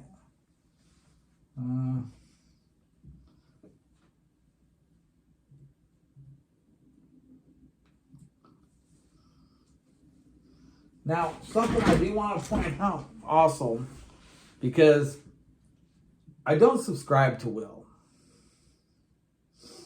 but when he has a new video come out, I get a notification about it, right? I'm not subscribed to him, but I get a notification when he puts a video out. And a lot of people are sitting there saying, oh yeah, YouTube won't promote him. Bullshit. YouTube promotes him all the time. Every time he puts out a video, YouTube will put out a notification letting you know that it's available. Will's got a video out there because it's on a topic that you seem to be interested in. Where's the link to his Rumble page there?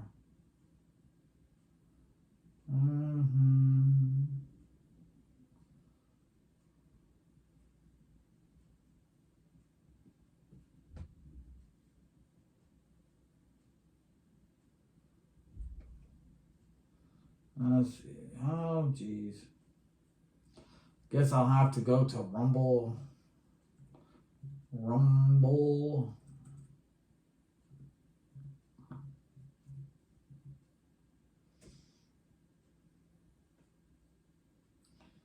Let's see.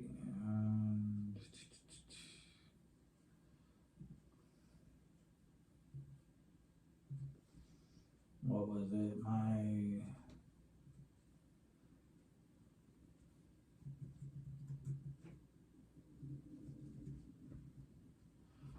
What was his fucking channel name on there? I can't remember it anymore.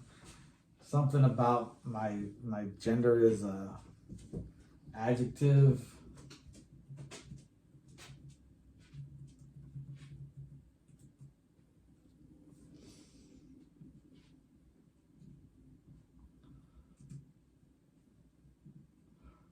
It's been so long since I've looked at this that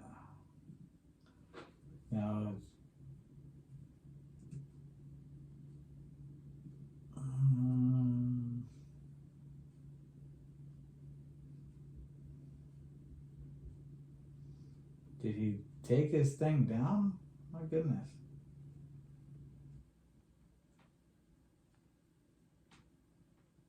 Well, maybe I can just do a search for Will Gelvin. That usually finds him.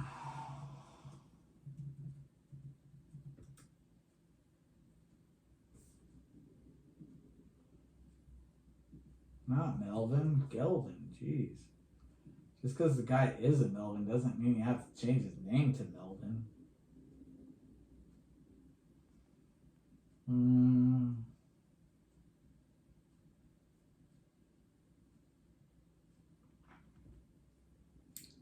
Now, for the life of me, I can't find him over on Rumble. The place where he's supposedly not going to get censored, even though. Okay, so I couldn't find Will's channel on Rumble. Apparently, he had tried to go there because he felt like he was being censored too much by YouTube, who I don't know why he would think that, considering he got like so many more views on YouTube than he ever got on Rumble.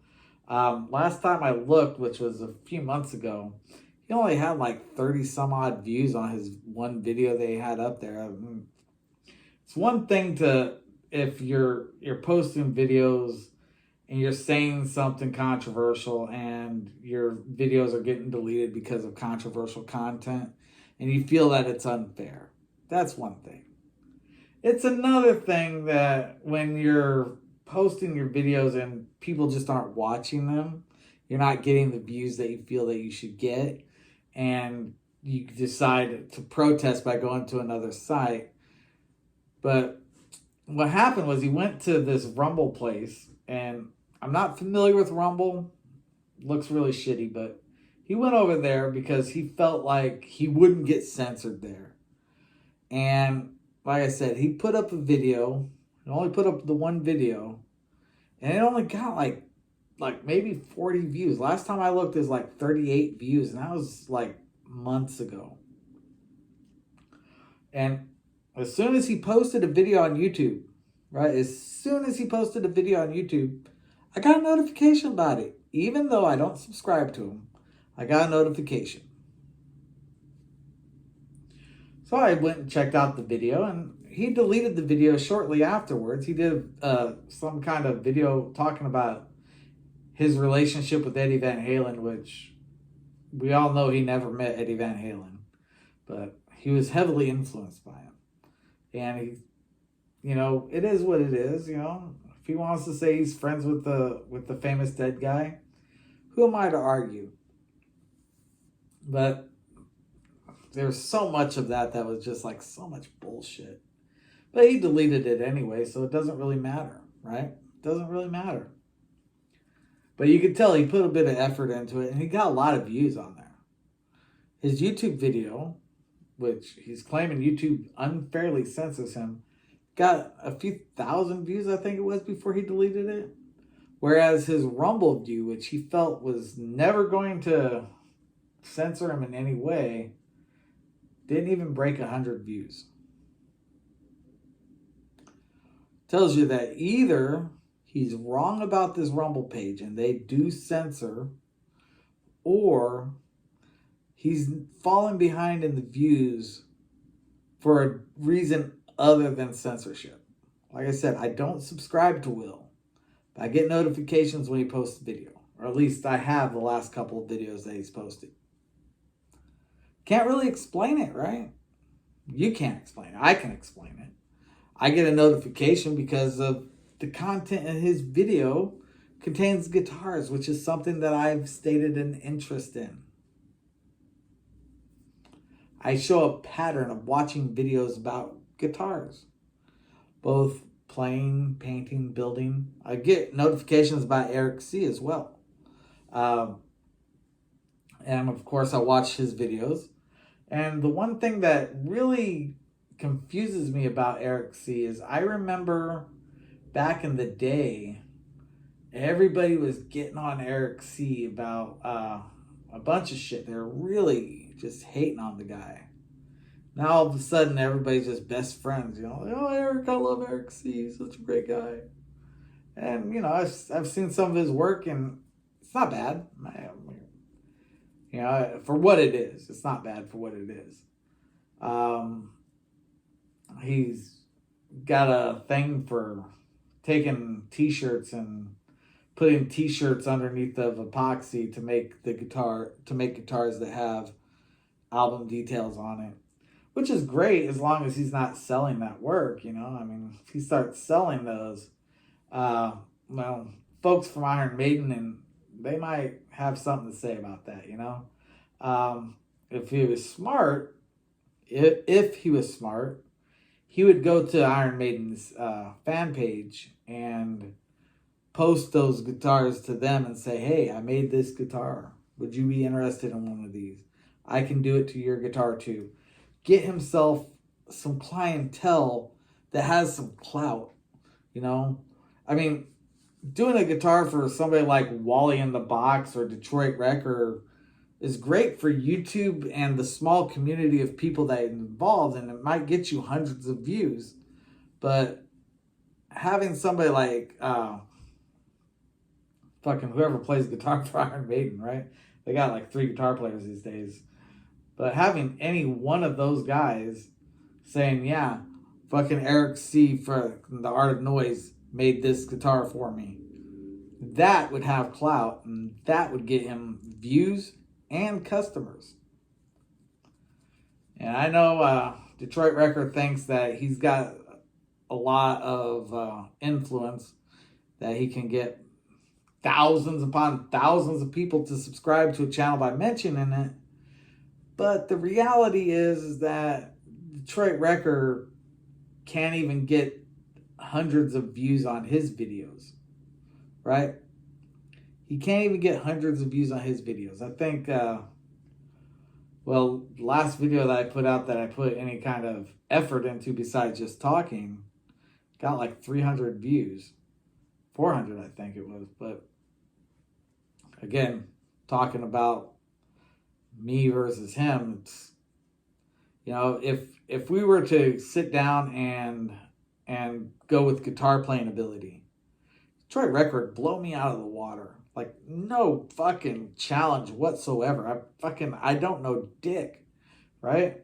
I know a couple pentatonic scales, and I can play like a major scale, and that's really about it, right? I know like the C major chord, the G major chord, and I know how to do the bar chords. You know, the thing where you pick up your middle finger to go from major to minor. I know that, right? That's really everything that I know about playing guitar. Everything that I know about playing guitar, right there in that fucking little bit. So, yeah, Detroit Wrecker fucking would smoke me on a guitar. But at the same time, you talk about electronics, what he knows compared to what I know, I'd fucking destroy the boy. You know, it's without even a challenge, right? And you look at it, he's got his little room full of all these different amps with all these different speakers everywhere. And the guy fucking digs through the dumpster at fucking the Guitar Center, right? So, can you find some good shit there? Sure, why not? Right? Why not? Why not? But, I mean, I fucking pulled this speaker out right here. Look at that. Bam. Speaker. Does this make me a fucking expert in amplifiers? No. No, not at all. That happens to be the biggest speaker that I have, you know. I've got plenty of others. Let's see here. Where did I put my speakers? I got a whole fucking box full of them somewhere around here.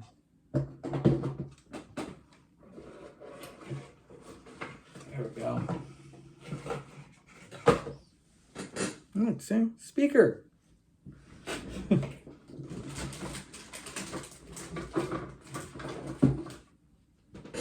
Speaker. Right? I've got all kinds of different speakers around here. It's not a speaker, but it's actually more fun. Geiger counter.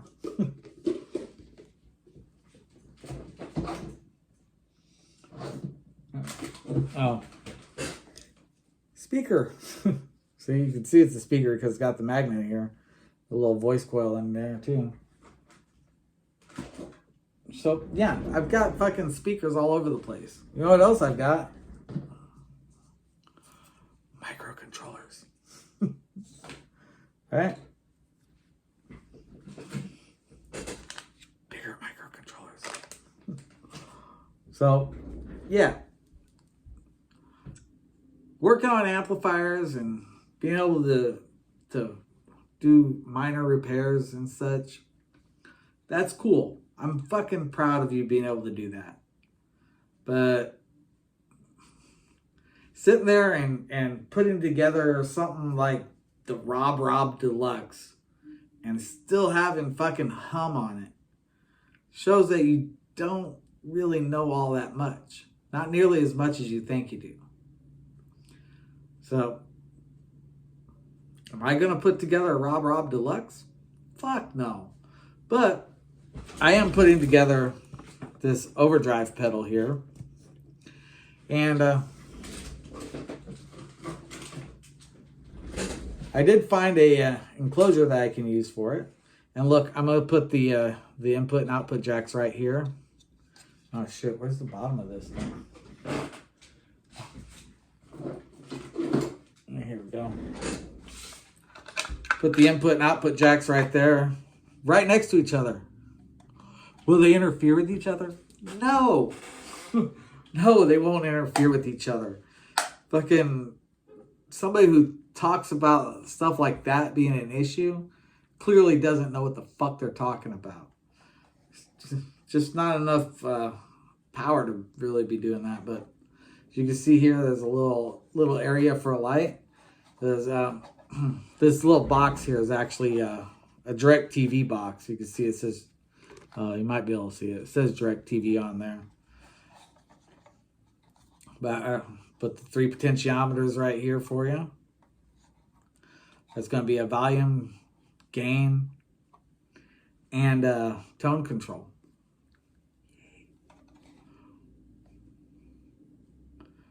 And I'm going to have to take this little thing here off. It's got a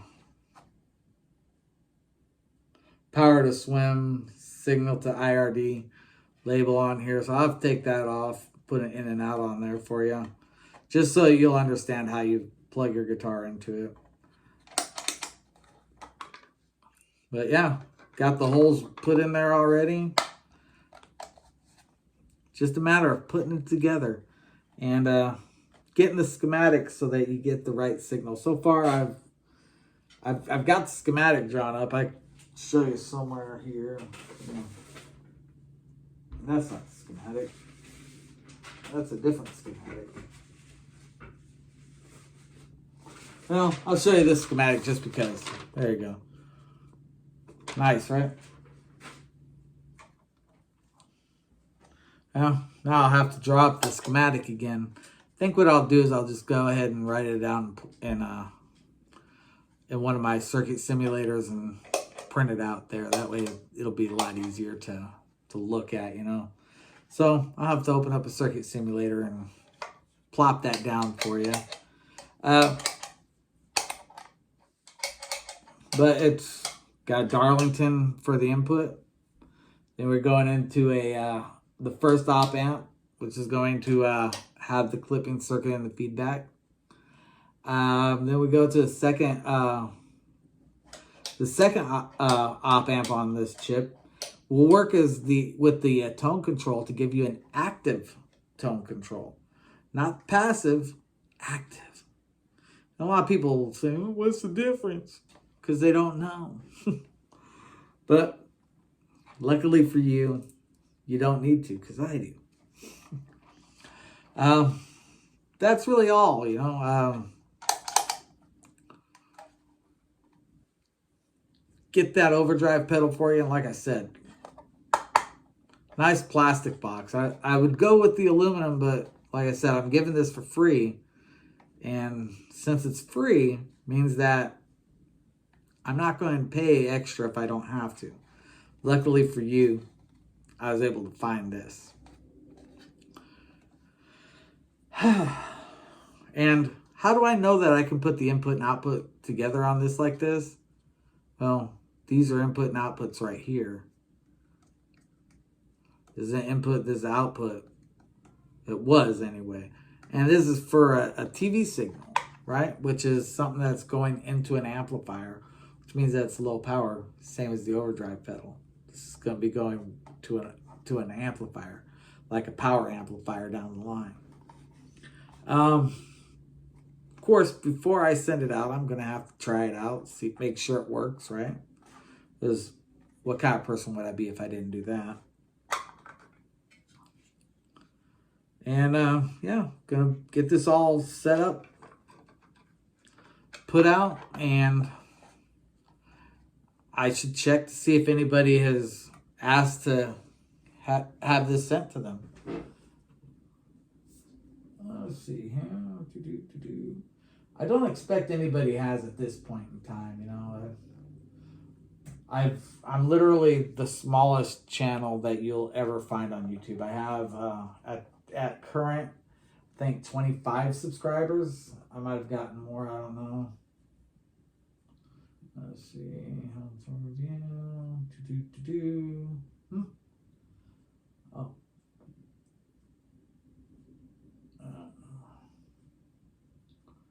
Comments. Held for review. Oh, look at that. Somebody has asked to do it. Of course, I'm not going to share who it was because that would ruin the fun, right? I just wanted to see if somebody would actually say, I'll do a review for you. And wouldn't you know it, somebody said they would. And that's really all I was saying, right? Like I said, I'm not a manufacturer. I don't build pedals. I don't distribute pedals. I don't have anything to do with the music industry in any way, shape, or form. I know a lot about the music industry. Part of my degree, I had to do an internship. In my internship, I worked at a music recording studio down in Tampa, Florida. It was an interesting experience. I learned an awful lot about the recording process. I learned an awful lot about music processing and how these different components and things work, and really got me the skills and knowledge that I need to be able to further my career.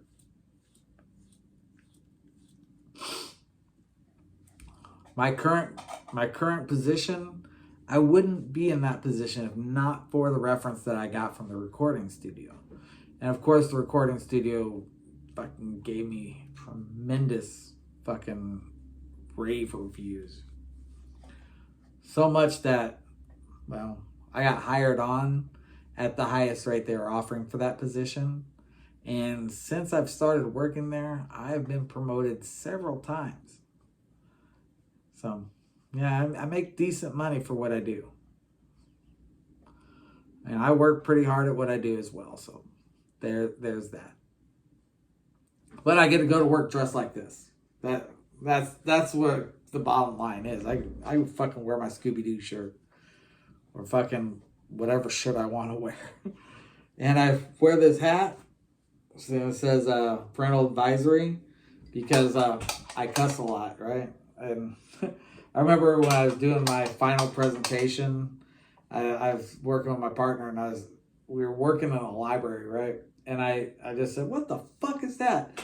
And he's like, "Dude, we're in a fucking library." And I'm like, "Oh shit!" You know, I'm like, "God, don't let me cuss during the presentation, right? Because you know that could cost us a grade right there if I blurt out an F-bomb while we're doing our presentation." And I almost did. I got an elbow from my partner or something. But I managed to keep it all in line and keep myself straight and do my presentation like I was supposed to. Successful graduate. 2 degrees, technically. So, yeah. Link to that website from Fender there on the bottom. So you can see that the guitar is tuned to fourths.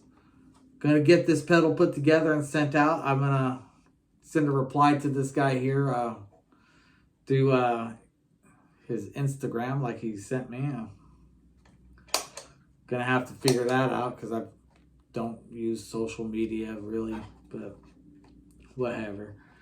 Get on there, get everything sent out to him when the time arrives. Like I said, we're here. We got maybe half of the circuit built, none of it tested. So we got a little ways to go before we have a finished product. Cost of this project, though, that's going to be the big one, right? Because I'll tell you right now, this is a plastic box that I got for free, right? The aluminum enclosure that would hold this circuit, $5 for one of them. $5. Now, as I've discussed before, there's what's called an economy of scale. Now, $5 for one of them sounds great, but that's if you buy 20 at a time, which is, well, 5 times 20 is $100. If I want to buy just one, it's like $10, which isn't terribly bad, but it's more than what you would want to spend to build a single pedal, right? So you want to make your shit worth doing. You want to buy the larger quantity, which means that, you know, you buy 20 of these boxes for $100. You build a box, you sell it for $100, right? The chips that go inside this, the capacitors, resistors, all together maybe $10, right? Because we got the chip. I'd have to look, see what it was for the chip. Transistors, I got that in a box of transistors that costed $15 for, like, it's a plethora of different transistors in there. So the individual transistor, again, I'd have to look it up, see what the cost would be to buy it individually. But typically you can get them for 20, 25 cents, you know, not that much. But buying them individually costs more than buying them in bulk, which if you're trying to make it, you're going to want to buy in bulk. So I want to buy at least 100 of them, right? Just so I justify, which means I'm probably going to be spending a good $10, $15 on that. So there were 110, 120 resistors, you know, you get a box of like 500 for $10. They're carbon film, they're real cheap. Capacitors, those are really cheap as well. Of course, you could buy higher end capacitors if you're willing to spend a little bit more money. And people that open shit up and look, they will actually be impressed if they see a higher end capacitor. So for that, you would want to maybe put in a few extra bucks for that. So you're looking at maybe $200 to be able to make the order of 100 of these boxes, right? So yeah, $200. You have to sell 2 of them to be able to make your money back. And let's face it, somebody like me just starting out, not going to be making it. So for me to make money, if I put this together, we're going to factor in cost for my time as well. My time is very expensive, right? It's very expensive. I know it doesn't seem like it because I donate so much of it to these stupid videos, but it is expensive when I'm working. Upwards of $100 an hour, right? Actually putting this together, right? So we talk about the time to design. Well, it's just an amplifier, so it really didn't take that much to design. I just had to decide, hey, how much gain do I want to put on this thing? And what can this guitar have? So I was like, oh, yeah. The potentiometers, oh yeah, you factor those in there. I forgot about those. Potentiometers, oh, those 40 cents each for cheap ones. But I probably would want to put in the more expensive ones, right? Because, again, people open these things up and look and say, oh, hey, that's cheap. They get fucking upset. They open up and say, ooh, look at that. That's a CTS or fucking whatever. Fucking, their eyes light up and they say, oh, this is quality product, right? I mean, that's the stop button. See that? 9-pin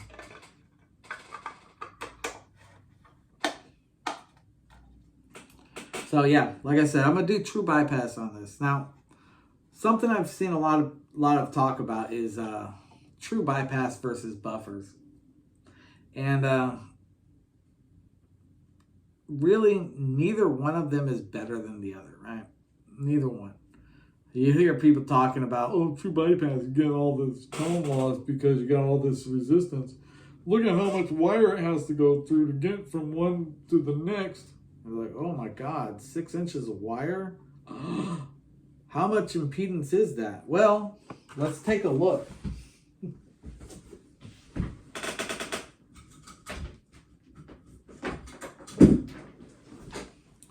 So here is a typical connector cable, right? I'm going to go ahead and put my ohm meter on and measure from one end of the signal to the other end of the signal. 0. Well, it's showing me as 0 ohms. It's fluctuating between 0 and 0.1. So we have 2 of these. We're looking at approximately 0.1 ohms. So let me see, I'll get another one here.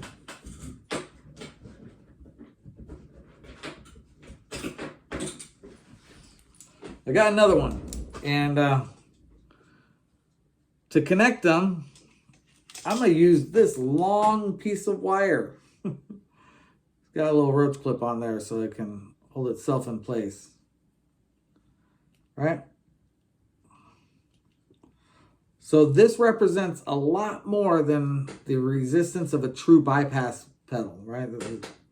This is like 7 true bypass pedals put together. How much resistance do we have?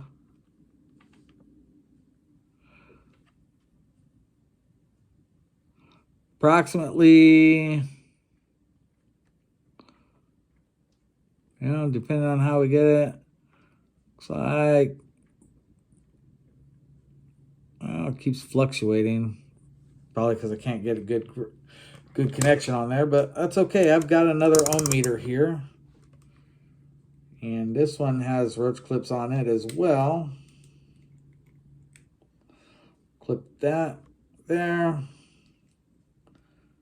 Clip that there.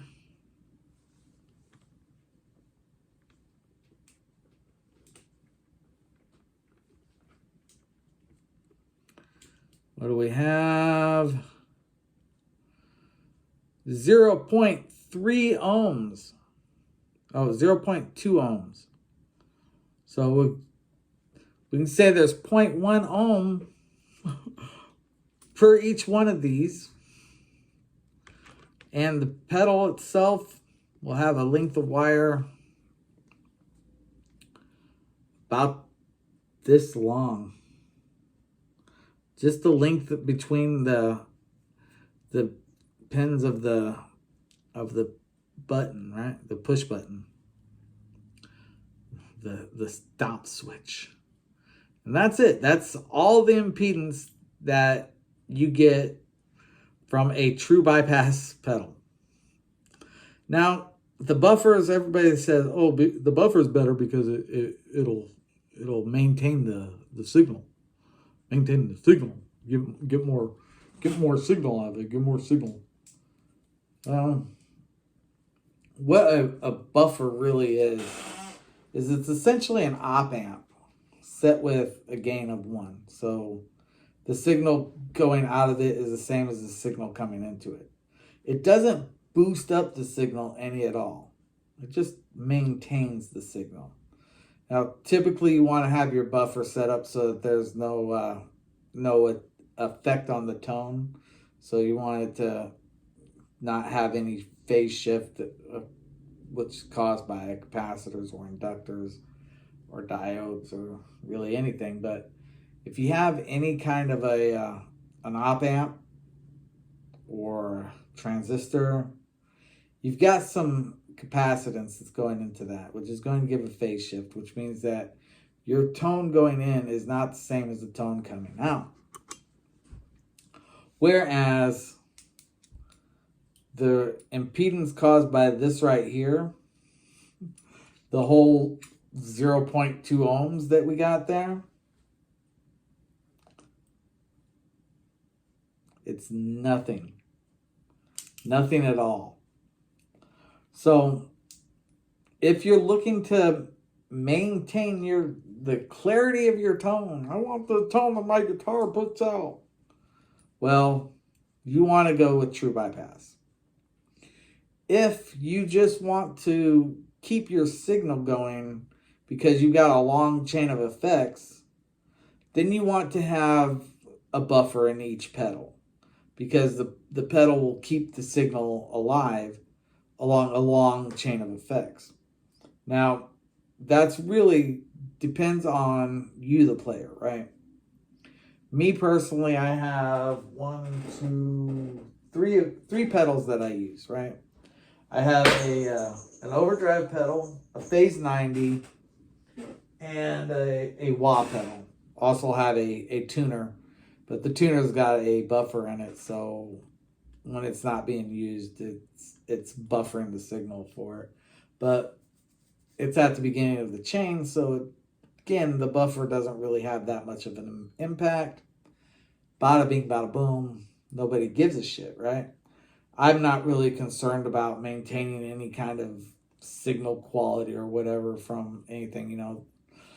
I use an active pickup, which means that before I even get out the gate, I've got something that's amplifying the signal, right? That's what the active pickups are. They have an actual amplifier inside them that is giving a little boost to the signal.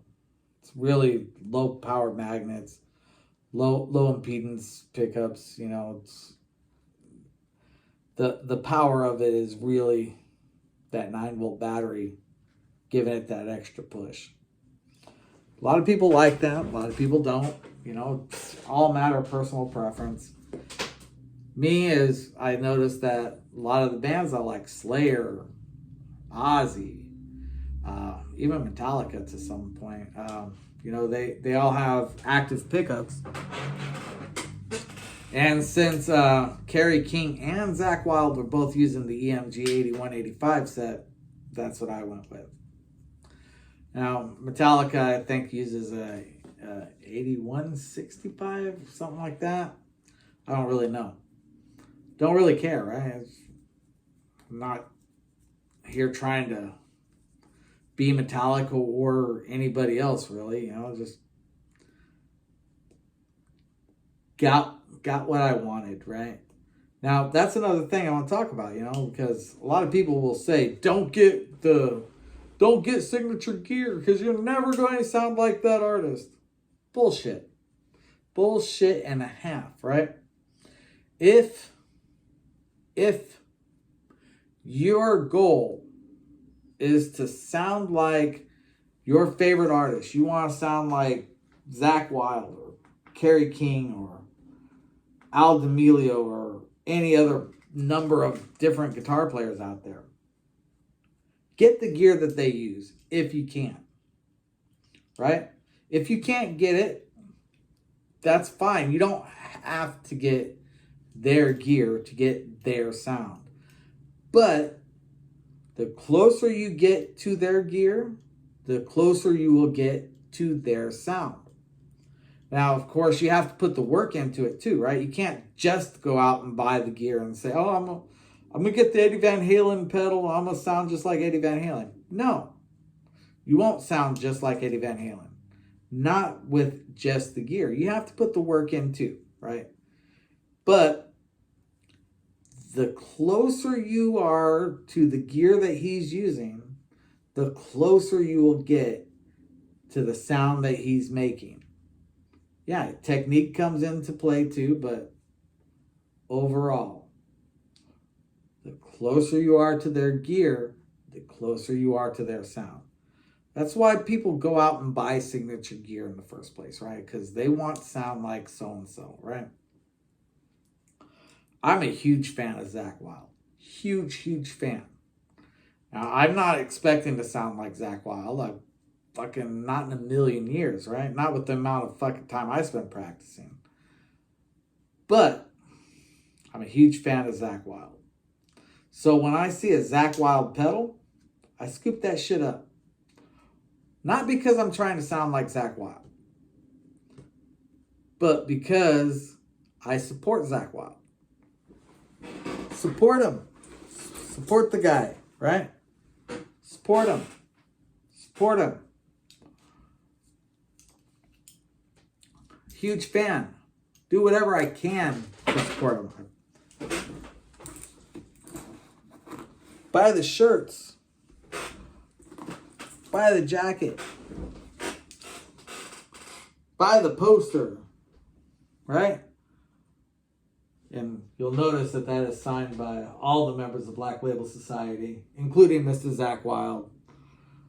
Because fan. I'm a fan. Huge fan. Anything I can do to support the guy, I'll fucking do it. I mentioned I stream my music, right? I stream it. I also have CDs. No reason for the CDs, but I still have CDs somewhere, right? I recently moved, if you can't tell. So, wherever those CDs are, I don't know. Fucking doesn't matter, because I don't really listen to them. But I buy them. I buy them. I buy them. Because I support the band. Support the music. And when you buy signature gear, especially if you buy it new, you buy signature gear, you're supporting your artist. Now, this overdrive pedal I have, it's the Wild Overdrive from Zakk Wylde. I bought that thing back in 2000, I'm thinking 2005, 2006. Right? And I've had it all this time, and it still fucking works. Amazing, right? I've got 2 Zakk Wylde wah pedals. 2 of them. Neither one of them is working right now. I have to replace the pot, and I'm fucking too lazy to do it. Plus, I got that white goo inside there. Fucking, yeah. But got 2 of the pedals. Don't work. No big deal. Bought them so I could support the band. I use a wah pedal when I play because I fucking like them. But I didn't buy them because I want to sound like Zakk Wylde. I bought them because I wanted a wah pedal. And I want to support Zakk Wylde. I want to support the band. The man, the band, whatever you want to call it. I want to support them. Now another pedal I have is a Eddie Van Halen Phase 90. Because at the time when I bought the Phase 90, Zakk Wylde didn't have a Phase 90. But Eddie Van Halen did. And believe it or not, I'm a huge fan of Van Halen too. Everybody is, I think. But huge fan of Van Halen. And seeing the pedal available, said, hey, it's got Eddie's name on it. Go ahead and buy that too, because support the band. Any band that I'm a fan of, I'll fucking try to support, right? Metallica, love the band. Support the band. Check this out.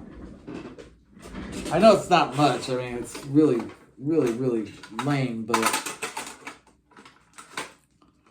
got these artist picks from Metallica. Picks. Unopened. Because I want to support the band as much as I can. Now, for Metallica, I don't buy the CDs. I really don't. Why? Well, I already have the CDs of the music that I like, right? Let's face it, Metallica stopped doing good music in '92. But their old music is fucking phenomenal. And I'll see them in concert if they come through. You know, I'll fucking, if I can afford the tickets, I'll buy them. If I can afford the tickets, I'll buy them. Go see the band for sure. But I haven't seen Metallica for years. I did see them in '92. Alice in Chains opened up for them, and there was another band there too. I can't remember who the other band was.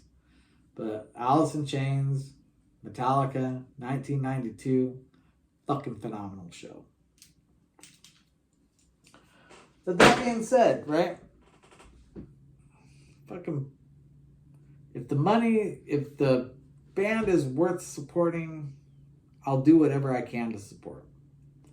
I mean, I'm not going to put myself in the poorhouse to support them because, well, they are the ones that decided to get into music as a career, and it's not exactly a money-making career, right? Not anymore. But, you know, the good bands, they're still out there, they're still going on because, well, they made money back in the day, right? You look at Metallica, they made millions back in the day. Before the internet came along, they were making money hand over fist. And I understand, you know, they got pissed off because Napster was out there and Napster was fucking taking their money from them. And they didn't want to go broke because of fucking people getting the music for free. And that's why streaming became what it is, right? Because Metallica closed down Napster. There's still free music out there, like the Pandora, right? If you don't mind listening to commercials, you can listen to your music on Pandora. The bands don't get nearly what they used to back in the day, but it's still there, right? And it's free for the most part. But me, I pay for my streaming service. I subscribe to the music because, well, it may not be much, but when I listen to the music, something from me goes to the band, right? You're listening to music on Pandora for free. They might get a little bit of revenue from the ads that you hear, but they don't really make any money from you. So you're kind of stealing from them. And if you're a musician and you know what it's like to go out and try to make money doing shows and putting out an album like Will's trying to do right now, then you understand what it's like to have somebody just come along and play your shit for free. It's fucked up. So I would rather pay for a service that I could get for free than to steal from artists that I enjoy. And when you're streaming music for free, you are stealing from the bands. Now, you're talking about a band like Metallica who's got millions of dollars from what they've done in the past.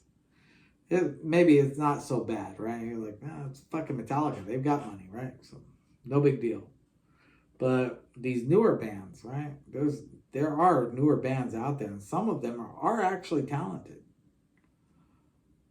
But you don't hear about them because, well, they're not popular.